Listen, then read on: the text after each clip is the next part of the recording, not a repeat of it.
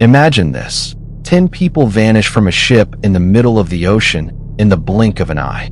Their food is still warm on the table, a little girl's toys are scattered where she left them, and the entire cargo is completely untouched. There's no sign of a struggle, not a single drop of blood, and nobody, not to this day, knows where they went. They simply disappeared, as if the earth itself had opened up and swallowed them whole, leaving behind a ghost ship to drift alone in the vast, cold darkness. This is a mystery that has baffled the world for over 150 years, and even now, there isn't a single satisfying answer, not one explanation that brings any peace. You know, there are some things in this world that, no matter how much you hear about them or even see them, your mind just refuses to accept as real. Today's story is precisely one of those things. It's the story of the Mary Celeste, a ship that never knew a moment of peace, as if it were cursed from the very first day it was built. Back in 1861, in Canada, a sailing brigantine was constructed and christened the Amazon. The very first captain who took command died a strangely sudden death shortly after he began working on her, almost as if the sea itself didn't want him aboard. Not long after, the ship was involved in a violent collision with another vessel right there in the harbor, an accident that nearly destroyed her completely. She was sold off, broken and damaged, almost as if she was being cast aside as a lost cause. But after extensive repairs, her owners changed her name to the Mary Celeste. It was almost as if they were trying to escape her dark history, to shed the bad luck that seemed to cling to her like barnacles. But the curse of the sea, it seemed, was far stronger. It latched onto her new name, refusing to let its prey go. In August of 1872, command of the Mary Celeste was given to a man named Captain Benjamin Briggs. This wasn't some greenhorn. Briggs was a seasoned sailor, an old salt who knew the ocean intimately, having navigated its vast arteries for years. He was a respected man, liked and trusted by everyone who knew him. For this particular voyage, Benjamin decided to bring his wife, Sarah, and their young daughter, Sophia, who was just 2 years old, along for the journey. Imagine that for a moment. A small family, setting sail into the heart of the ocean, their hearts filled with the innocent hopes and dreams of a quiet, pleasant trip. There were 7 other sailors on board, all men Captain Briggs knew well and trusted implicitly. So, in total, there were 10 souls on the Mary Celeste, each with their own dreams, their own families waiting for them back home. The ship's mission was to transport a cargo of raw alcohol, approximately 1,701 barrels, from New York Harbor all the way to Genoa, Italy. A routine, safe journey, or so they believed at the time. On November 7th, 1872, the Mary Celeste left New York Harbor. It was winter, bitterly cold, but the voyage was promising, and there was absolutely nothing to hint at the horrors to come. The winds filled her sails, the sea was relatively calm, and everyone was optimistic about the long journey ahead. But fate, my friends, had something else entirely in store for them, tales that no one could have ever predicted. 8 days after the Mary Celeste departed, another ship, named the Da Grazia, also set sail from New York. Her captain was David Morehouse, a close friend of Captain Benjamin Briggs. They had known each other for years, spending countless days together at sea. Think about it. These 2 ships, departing from the same port, around the same time, almost as if destiny was plotting a shared course for them. Neither captain knew that one of them would eventually discover the other's secret, opening a mystery that would never truly close, a puzzle that would continue to haunt all who heard its story. Days turned into weeks, the vast Atlantic stretching cold and wide, its waves whispering ancient tales. On November 25th, the Mary Celeste logged her last entry in the ship's register. She was approximately 100 miles west of the Azores Islands. It was a completely normal entry, nothing strange about it, just a routine update on her position, course, and weather details, as if everything was perfectly fine and there were no problems whatsoever. And then silence. Absolute silence. No more words, no more signs. as if the ship had suddenly vanished from the face of the earth, leaving behind a screaming void. On December 4th, Captain David Morehouse, aboard the Da Grazia, gazed out at the distant horizon. The weather was brutal, bone-chillingly cold, the winds pushing his ship relentlessly, and the waves crashing against the hull as if in a furious rage. Then he spotted something strange, a distant speck, growing larger and larger, a ship swaying on the waves, with torn sails, looking utterly adrift, ownerless, reeling like a leaf in the wind.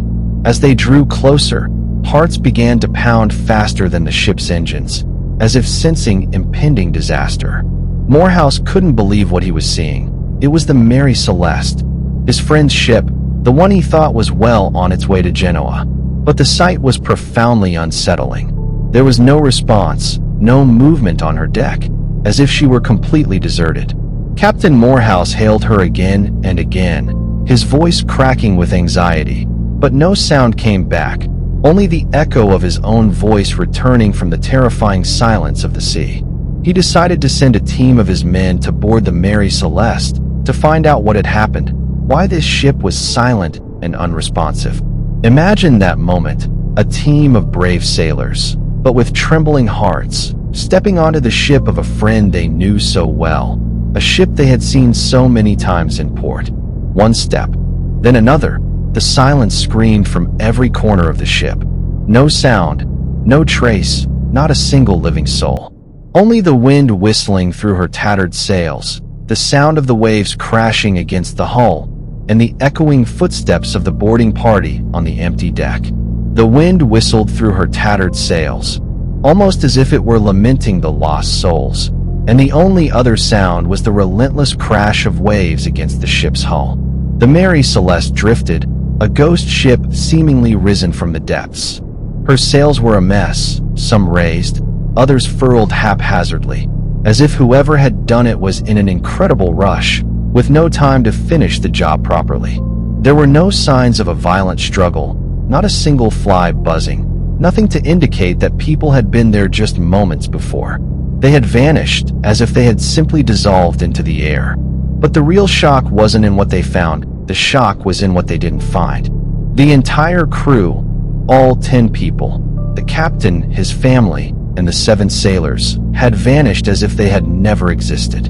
They disappeared, leaving behind a perfectly sound ship, stocked with enough food and water to last for months, with absolutely no logical reason for them to abandon the vessel that was their only protection against the ocean's fury. Picture it with me. Step inside that ship, slowly, deliberately.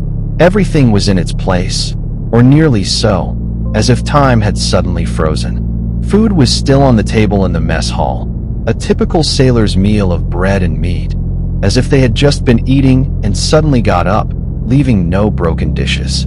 There wasn't a single thing broken anywhere on the ship, not one sign of violence or a fight. In Captain Briggs' cabin, his wife Sarah's sewing machine sat on her small table, the needles still threaded in a piece of fabric she had been working on, as if she had just stepped away for a second, about to return. It's a sight that sends shivers down your spine. Their little daughter Sophia's toys were scattered here and there on the floor, a small doll beside her bed, a wooden boat on the deck, as if she had been playing with them just moments before she, too, vanished, as if a child were still running through that ship. Provisions, food and water were abundant, enough to last the ship for 6 months.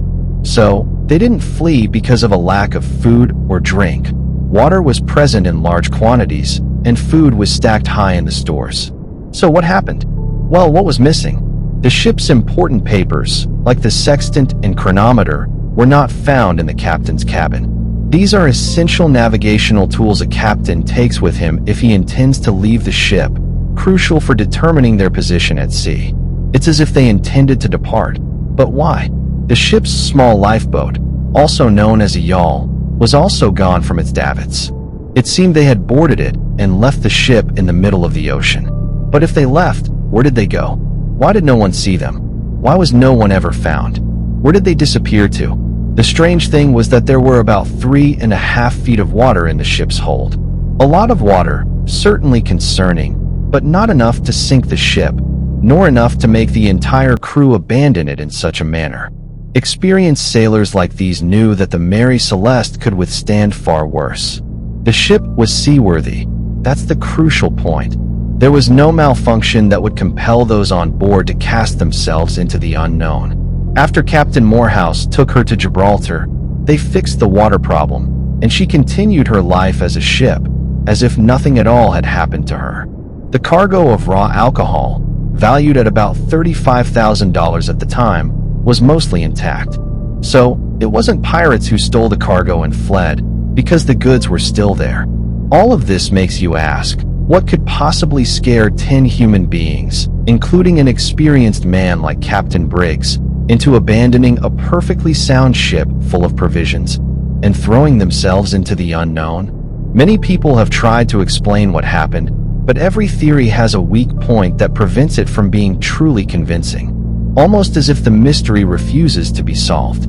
Some suggested pirates, but as I told you, the cargo was still there, and there were no signs of a struggle on the ship, not a scratch on the wood, no indication of a fight. So, not pirates. Others said it was a mutiny by the crew, but Captain Briggs was a well-liked man, and his relationship with his crew was excellent. There's no evidence of a mutiny, nor a single word written in the ship's log to indicate any conflict. But there's one theory that comes a little closer, and it's the one involving the alcohol. This is the one that really sends a chill down your spine when you think about it.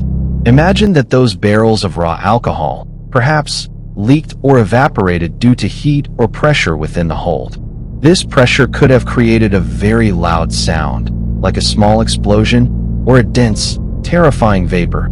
It smelled pungent and suffocating. The crew, terrified, panicked. They might have believed the ship was about to explode at any moment.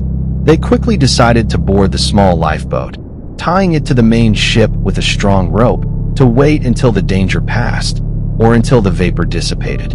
But the waves were high, and the winds were raging like mad. The small boat could have suddenly broken away from the mother ship.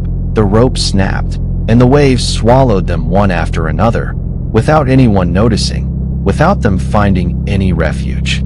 This could explain why the lifeboat was missing, and why the important ship's papers were gone, as the captain would have taken them with him in those final, desperate moments. But even this theory, my friends, has no conclusive proof. It's all just speculation, desperate attempts to find an answer to this haunting enigma.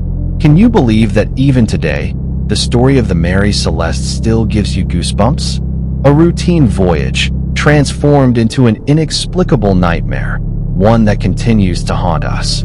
10 souls vanished, leaving behind a ghost ship, telling a story of silence and fear.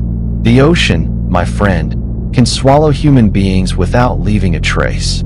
It leaves you confronting the unknown, facing a question without an answer. There was no terrifying storm that destroyed the ship, no ferocious attack from an enemy, nothing obvious to indicate what happened. Just a ship adrift, carrying within it the echo of a child's laughter, the dreams of sailors, and a story of disappearance that will forever be etched in the heart of the sea. A story no one will ever truly understand. Never open a closed door, because you can't imagine what's on the other side.